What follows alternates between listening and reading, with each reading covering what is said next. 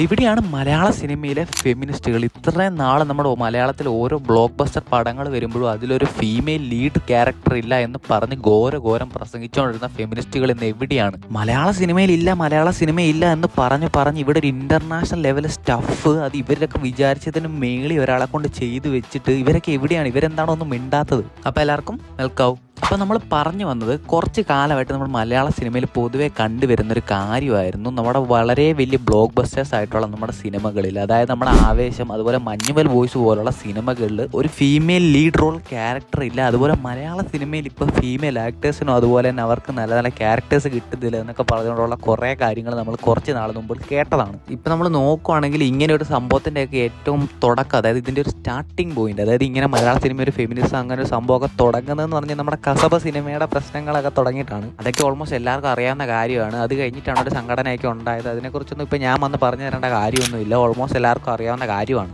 Okay, അതുകൊണ്ട് തന്നെ നമ്മൾ അതിനെക്കുറിച്ചൊന്നും ഇപ്പോൾ പറയപ്പെട്ട് നിൽക്കുന്നില്ല. പക്ഷെ നമ്മൾ നോക്കേണ്ട ഒരു കാര്യമുണ്ട്. ഇപ്പം മെയിൻലി അവർ പറഞ്ഞുകൊണ്ടിരുന്ന കാര്യങ്ങൾ നമ്മുടെ ആവേശം, മഞ്ഞുമൽ ബോയ്സ് അതുപോലെ 2018 പോലെ തുടങ്ങിയ സിനിമകളിൽ ഇതൊരു ഫീമെയിൽ സെൻട്രിക് ക്യാരക്ടർ അല്ലെങ്കിൽ ഒരു വലിയൊരു ഫീമെയിൽ ലീഡ് റോൾ ക്യാരക്ടർ ഇല്ല എന്നാണ് പലപ്പോഴും വന്ന് പറയുന്നതൊക്കെ കേട്ടു. നമ്മുടെ ആവേശത്തിലെ രംഗണ്ണയെ പോലുള്ള ക്യാരക്ടറൊക്കെ നമ്മുടെ പല ഫീമെയിൽ ആക്ടേഴ്സിന് ചെയ്യാൻ പറ്റുമോ, അല്ലെങ്കിൽ അങ്ങനെ ഒരു സിനിമയൊക്കെ വരണമെന്നുള്ള കാര്യം അതിലേക്കാണ് നമ്മൾ പറഞ്ഞു വരുന്നത്. അതിനു മുമ്പ് ഇവർ ഈ മെയിൻലി ഇങ്ങനെ പറഞ്ഞുകൊണ്ട് നടക്കുന്ന സിനിമകളിലൊക്കെ എന്തിൻ്റെ ആവശ്യമാണ് ഒരു ഫീമെയിൽ ക്യാരക്ടറിൻ്റെ? അതായത് ഇവർ ഉദ്ദേശിക്കുന്നത് ഈ തെലുങ്ക് പടങ്ങളിലൊക്കെ ഉള്ള പോലെ ഒരു ഗ്ലാമർ റോൾ ചെയ്യാൻ വേണ്ടി ഒരു ഫീമെയിൽ ആക്ടറിനെ കൊണ്ട് വെക്കണമെന്നാണോ? അപ്പം അങ്ങനെ ഒരു ക്യാരക്ടർ കൊണ്ട് വെച്ചിട്ട് എന്താണ് കാര്യം? പടം കണ്ടു കഴിഞ്ഞ് ഇറങ്ങി കഴിയുമ്പോൾ ഇവർ തന്നെ വന്നിട്ട് ചോദിക്കും ഇങ്ങനെ ഒരാളെ എന്തിനാണ് ഇതിനകത്ത് കൊണ്ട് വെച്ചതെന്നുള്ളത്. അതുകൊണ്ട് തന്നെ കട ഡിമാൻഡ് ചെയ്യുന്നില്ല എങ്കിൽ അങ്ങനെ ഒരു ക്യാരക്ടർ വേണമെന്നൊക്കെ പറഞ്ഞതിനകത്ത് എന്തർത്ഥമാണുള്ളത്? വെറുതെ ഒരു ഗ്ലാമർ റോളിന് വേണ്ടിയിട്ട് ഒരു ആക്ടറെ കൊണ്ട് വെക്കാം, അല്ലാതെ പ്രത്യേകിച്ച് എന്താ ഉള്ളത്? അങ്ങനെ ഒരു ക്യാരക്ടർ കൊണ്ട് വെച്ചിട്ടും കാര്യമില്ല, ആരും അത് ഓർത്തിരിക്കാനും പോകുന്നില്ല, പ്രത്യേകിച്ച് ഒരു വാല്യൂ ആ ക്യാരക്ടറിന് കൊടുക്കാൻ പോകുന്നില്ല. ഓക്കെ, നമ്മൾ പറഞ്ഞു വന്നതെന്ന് വെച്ചാൽ പല ആൾക്കാരും പറഞ്ഞുകൊണ്ടിരുന്ന ഒരു കാര്യമാണ് നമ്മുടെ ആവേശത്തിലെ രംഗണ്ണനെ പോലെ അല്ലെങ്കിൽ ആവേശം പോലൊരു പടം, അതുപോലൊരു ഫീമെയിൽ സെൻട്രിക് പടം വരണം, അല്ലെങ്കിൽ രംഗണ്ണനെ പോലൊരു ക്യാരക്ടറൊക്കെ നമ്മുടെ ഇവിടെ ഒരു ആക്ട്രസ് ചെയ്യണമെന്നുള്ളത്. സോ ബേസിക്കലി പറയുകയാണെങ്കിൽ ഒരു വുമൺ സെൻട്രിക് പടം, വളരെ പവർഫുൾ ആയിട്ടുള്ള ഒരു വുമൺ ക്യാരക്ടറുള്ള ഒരു വുമൺ സെൻട്രിക് പടം വരുന്ന കാര്യമാണ് ഇവർ പറയുന്നത്.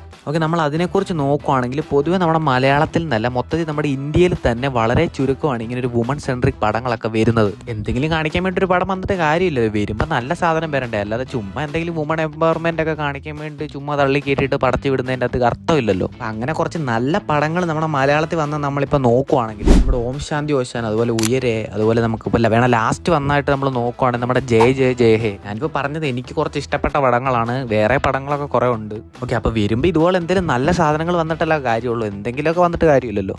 ഓക്കെ, നമ്മൾ ശരിക്കും ഇത്ര കാര്യങ്ങൾ പറഞ്ഞതെന്ന് വെച്ചാൽ ഒരു കാര്യത്തിലേക്ക് കണക്ട് ചെയ്യാൻ വേണ്ടിയിട്ടാണ്, അതായത് നമ്മുടെ ലോക. ഓക്കെ, അപ്പോൾ ഇങ്ങനെ ഒരു ഇന്റർനാഷണൽ ലെവൽ സ്റ്റഫ് ഇവിടെ ഇറക്കി കിട്ടുക, അതും ഒരു ഫീമെയിൽ സെൻട്രിക് പടം. ഫീമെയിൽ സെൻട്രിക് പടം എന്ന് വെച്ച് കഴിഞ്ഞാൽ വേറെ ഫീമെയിൽ സെൻട്രിക് പടമല്ല, ഇന്ത്യയിലെ തന്നെ first super hero female centric പടം.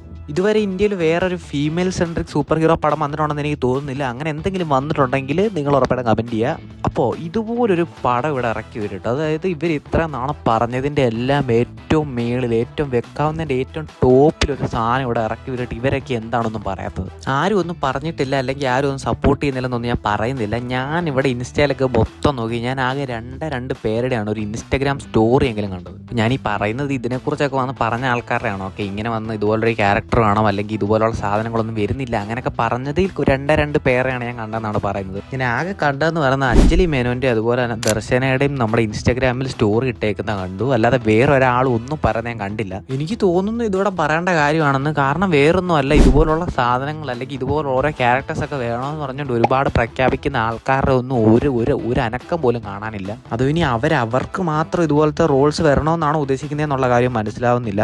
Anyway, respect to Anjali Menon and Darshana. വേറെ ആരെങ്കിലും ഇതിനെയൊക്കെ സപ്പോർട്ട് ചെയ്തിട്ടുണ്ടെങ്കിൽ ഉറപ്പായിട്ട് നിങ്ങൾ പറയുക, അല്ലാതെ ഞാൻ എല്ലാവരും ഒന്നും കണ്ടിട്ടില്ല, അതുകൊണ്ടാണ് ഞാൻ വീണ്ടും എടുത്തെടുത്ത് പറയുന്നത്. എനിക്ക് മനസ്സിലാവാത്ത ഇതൊറ്റ കാര്യമാണ്, ഇതുപോലുള്ള കാര്യങ്ങൾ വേണമെന്ന് പറഞ്ഞ് ഇത്രയും പ്രസംഗിക്കുന്ന ഇവർ എന്തുകൊണ്ടാണ് ഇങ്ങനൊരു സംഭവം ഇവിടെ വരുമ്പോൾ ഇവരെ സപ്പോർട്ട് ചെയ്യാത്തത്? അതാണ് മനസ്സിലാവാത്തത്. ഇതെന്താണ്? ഒരു സാധനം വേണമെന്ന് പറയുകയും ചെയ്യും, അങ്ങനെ ഒരു സംഭവം വരുമ്പോഴത്തേനും ഒരു പട്ടിക്കുറുക്കനെ അനക്കവും ഇല്ല. ഇതുകൊണ്ടൊക്കെ തന്നെയാണ് മെയിൻലി ഇവർ ഇതുപോലുള്ള കാര്യങ്ങളൊക്കെ ഉന്നയിക്കുമ്പോൾ അവർക്ക് വലിയ രീതിയിലുള്ള സപ്പോർട്ട് കിട്ടാത്തത്. ഇരട്ടത്താപ്പ് എന്നൊക്കെ പറഞ്ഞ് ഇതാണ് ഇരട്ടത്താപ്പ്. ഒരു കാര്യം വേണം, പക്ഷെ അത് വന്നു കഴിയുമ്പോഴത്തേനും ഒരാൾക്കും ഒരു അനക്കവും ഇല്ല. ഇവരല്ലെങ്കിൽ ഇവർക്ക് വേണ്ടി മാത്രം, അതായത് കുറച്ച് പ്രസംഗിക്കാൻ വേണ്ടി വരുന്ന ഇവർ കുറച്ച് ആൾക്കാർക്ക് ഇതുപോലുള്ള സാധനങ്ങൾ വരണമെന്നാണ് ഇവർ പറയുന്നത്. അതൊരു കമ്മ്യൂണിറ്റിക്ക് മൊത്തത്തിൽ വേണമെന്നാണ് ഇവർ പറയുന്നത്. ഇവരൊരു കമ്മ്യൂണിറ്റിക്ക് വേണ്ടിയാണോ, അത് ഇവർ കുറച്ച് ആൾക്കാർക്ക്, ഒരു സംഘടനയിലുള്ള കുറച്ച് ആൾക്കാർക്ക് വേണ്ടിയിട്ടാണ് ആയിട്ടാണ് ഇവർ സംസാരിക്കുന്നത്. എത്ര നോക്കിയിട്ട് അത് മാത്രം എനിക്ക് മനസ്സിലാവുന്നില്ല. അതുകൊണ്ടാണ് ഞാൻ ഇങ്ങനെ ഒരു വീഡിയോ ചെയ്തത്. കാരണം ഇതെനിക്ക് ഇവിടെ പറയണമെന്നും തോന്നി. കാരണം ഇതിവിടെ ചർച്ച ചെയ്യപ്പെടേണ്ട ഒരു കാര്യമാണെന്നും തോന്നി. ഈ വീഡിയോ എത്ര പേര് കാണുമെന്നൊന്നും അറിയത്തില്ല. ബട്ട് കാണുന്നവരൊക്കെ ജസ്റ്റ് ഒന്ന് ചിന്തിച്ച് നോക്കുക, ഇവരൊക്കെ എന്താണ് ഇങ്ങനെ ചിന്തിക്കുന്നത് എന്നുള്ളത്. എന്നിട്ട് നിങ്ങൾക്ക് എന്താ ഉറപ്പായിട്ട് നിങ്ങൾക്ക് തോന്നുന്ന കാര്യം ഉറപ്പായിട്ട് നിങ്ങൾ കമൻറ്റ് ചെയ്യുക. എനിക്ക് ഒട്ടും മനസ്സിലാവുന്നില്ല. ആർക്കെങ്കിലും പറഞ്ഞു തരാൻ പറ്റുമെങ്കിൽ പറഞ്ഞു തരാം. No hate to anyone. ആർക്കും ഒരു ഹേറ്റും സ്പ്രെഡ് ചെയ്യാൻ അങ്ങനെയുള്ള സംഭവം ഒന്നും അല്ലത്. ഇതൊക്കെ നമ്മൾ വരണമെന്ന് ആഗ്രഹിക്കുന്ന കാര്യങ്ങളാണ്. ഇങ്ങനെയുള്ള നല്ല സിനിമകൾ, ഓക്കെ, നല്ല സിനിമകൾ, നോട്ട് പോയി നല്ല സിനിമകൾ. അതുകൊണ്ട് ഇതുപോലെ ഇത്രയും അടിപൊളി സാധനങ്ങളൊക്കെ വരുമ്പോഴത്തേന് ഈ പ്രസംഗിച്ച ആൾക്കാരൊന്നും സപ്പോർട്ട് ചെയ്യുന്നില്ല എന്നുള്ളതിലാണ് എനിക്കൊരു സംശയം.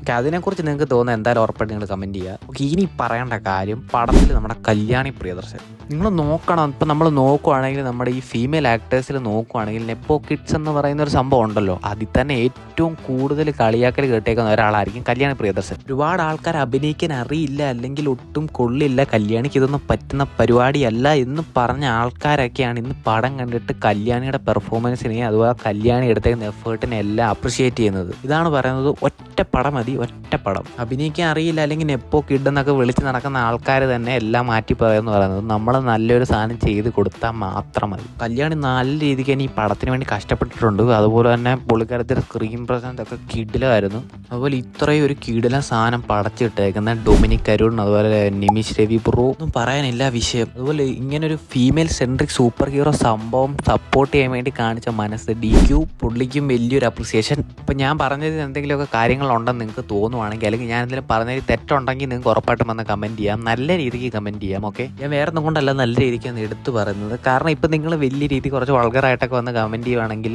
ഞാനതിനൊരു വിലയും തരാൻ പോകുന്നില്ല, അല്ലെങ്കിൽ കമൻറ്റ് വായിക്കുന്ന ഒരാൾ നിങ്ങൾക്ക് ഒരു വില തരാൻ പോകുന്നില്ല. So don't be A clown bro. പിന്നെ വീഡിയോ ലൈക്ക് അടിച്ചേക്കും. അപ്പം ശരി, ഓക്കെ, ബൈ.